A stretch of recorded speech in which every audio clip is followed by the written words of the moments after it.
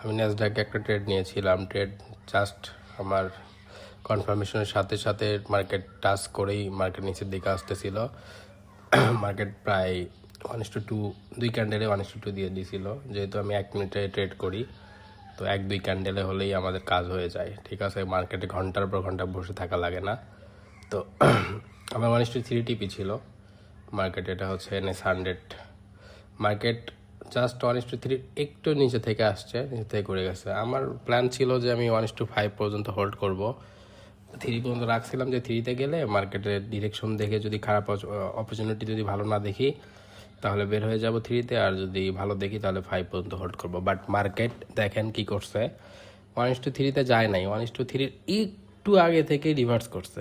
একটু আগে থেকে রিভার্স করে গেছে। তো আমি নর্মালি আসলে আমার টিপিতে না যাওয়া পর্যন্ত বা আমার ডিরেকশনে না যাওয়া পর্যন্ত আমি বুক করি না। এটা হোক সেটা 1:5 হোক বা 4 হোক, যেখানে আমার টার্গেট থাকে ওরা আগে থেকে ঘুরে না দেওয়া, ওখানে না টাচ করা পর্যন্ত আমি বুক করি না।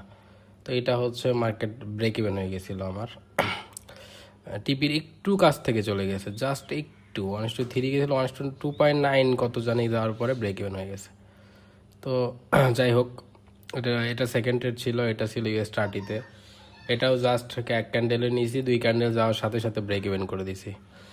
আমার স্ট্র্যাটেজিটাই এমন যে জাস্ট এন্ট্রি নেওয়ার পরে মার্কেট ওখান থেকেই বুম হয়ে যায়। এটা 1:2 এর মতো চলতেছিল, বাট এটা অনেক টাইম লাগাছে। US30 অনেক টাইম নিছে টিপি দিতে। ব্রেক ইভেন মানে সাইড ওয়েজ হচ্ছিল প্রচুর পরিমাণে।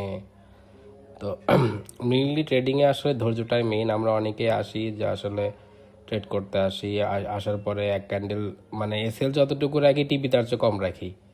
এসএল যদি রাখি 1:1, যদি আমরা 1% এসএল রাখি 1:1 হইতে হইতে আমরা কী করি, বের হয়ে চলে যাই। তা আসলে এইভাবে আসলে প্রফিটেবল হওয়া পসিবল না। 1:1-এ কখনোই আপনি প্রফিটেবল হতে পারবেন না। আপনার অ্যাকুরেসি যদি 40%ও হয় তারপরে আপনি প্রফিটেবল হতে পারবেন যদি আপনার রিস্ক রিওয়ার্ড রেশিও মিনিমাম 1:3 থাকে, মিনিমাম। তাহলেও আপনি মাস শেষে আপনার ক্যাপিটালের 20, 30, 40, 50% আপনি গেইন করতে পারবেন। আর আপনার অ্যাকুরেসি যদি 50% প্লাস থাকে তাহলে যদি 1:3 নিতে পারেন, আপনার ক্যাপিটাল ডাবল হবে মান্থলি। ঠিক আছে, ডাবল হবেই এটা। আর যদি রিস্ক রিওয়ার্ড রেশিও আর একটু বেশি থাকে তাহলে তো কোনো কথাই নাই। তাহলে অ্যামাউন্টকে মাল্টিপল করা আসলে কোনো ব্যাপার না। ঠিক আছে, 2x 3x করাও আসলে মান্থলি কোনো কঠিন কাজ না। মেইনলি হচ্ছে প্রথমে আপনার একটা স্ট্র্যাটেজি থাকতে হবে যেটার উইন রেট 50% প্লাস। সেকেন্ড হচ্ছে আপনার রিস্ক রিওয়ার্ড রেশিও থাকতে হবে। তো আলহামদুলিল্লাহ আমার যে স্ট্র্যাটেজি এটার উইন রেট অলমোস্ট 70% প্লাস। আর রিস্ক রিওয়ার্ড রেশিও আমি 1:3 এর নিচে নেই না। তাতে ব্রেক ইভেন হোক, এসএল হিট করুক বা যেটাই হোক। নর্মালি আমার এসএল হিট কম করে না এমন না। আমার 30% ট্রেড হয়তো বা 25-30% ট্রেড আমার এসএল হিট করে। ঠিক আছে, 100টার মধ্যে 25-30টা ট্রেড আমার এসএল হিট করে, আর 70% প্লাস আমার টিপি হিট করে। তো এই ক্ষেত্রে আমি এই জন্য ভয় পাই না। আমার 1:2 বা 3 আমি বেশিরভাগ ট্রাই করি 1:5-এ নেওয়ার জন্য, কারণ এটা করলে মোটামুটি একটা ভালো প্রফিট পাওয়া যায় এবং অ্যামাউন্টও আসলে গ্রো করা যায়, খুব সুন্দর মতো গ্রো করা যায়। তো আমার যারা পার্সোনাল মেন্টরশিপের স্টুডেন্ট আছে, অলমোস্ট 75 স্টুডেন্ট আছে, 75 জনের মতো। তো সবাইকে আমি বলি এই কথাটা যে হোল্ড করেন, হোল্ড করলে আসলে টাকা বানানো যায় এই মার্কেটে। হোল্ড ছাড়া টাকা পসিবল না। ঠিক আছে, হোল্ড ছাড়া টাকা পসিবল না। আর অনেকেই বলেন যে ভাই আপনি তো এত ছোট অ্যাকাউন্টে ট্রেড করেন কেন? ভাই এত ছোট অ্যাকাউন্টে ট্রেড করি, প্রবলেম আছে এত ছোট অ্যাকাউন্টে ট্রেড করার। বড় অ্যাকাউন্ট দিয়ে করলে প্রবলেম আছে।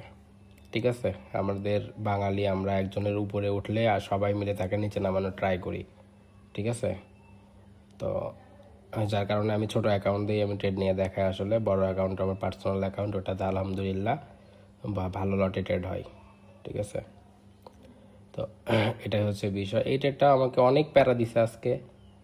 এই ট্রেডটা আমাকে অনেক প্যারা দিছে। মার্কেট যাচ্ছিল, আবার ব্রেক ইভেনের কাছে আসতেছিল, আবার যাচ্ছিল, এরকম 3-4 বার এরকম করছে। করার পরে লাস্টে বড় মুভ দিছিল 1 ক্যান্ডেল বা 2 ক্যান্ডেলে মোটামুটি আমার 1:5-এর কাছে চলে গেছিলো। 1:5 প্লাস দিছিল অবশ্য। তো এইখানে আসলে এই ডলারে আপনি দেখে বুঝতে পারবেন না আসলে কেমন প্রফিট হয়, বাট রিয়েল যেটা আমার বিগ অ্যাকাউন্ট, যেটা বিগ অ্যামাউন্ট আছে, ওইটাতে আলহামদুলিল্লাহ খুব ভালো প্রফিট হয় পার ডে। ঠিক আছে, তো এ হচ্ছে ব্যাপার। এখানে মোটামুটি মার্কেট বড় বড় ক্যান্ডেল বানাচ্ছিল, এখানে আমি 1:5 পর্যন্ত হোল্ড করেছিলাম। হোল্ডিংয়ে টাকা দেখেন, মার্কেট যাচ্ছে আমি কিন্তু হোল্ড করতেছি, মার্কেট যাচ্ছে আমি মোটামুটি 1:5.63 বুক করে ফেলছি। তো এভাবে বুক করলে আসলে প্রফিট করা সম্ভব।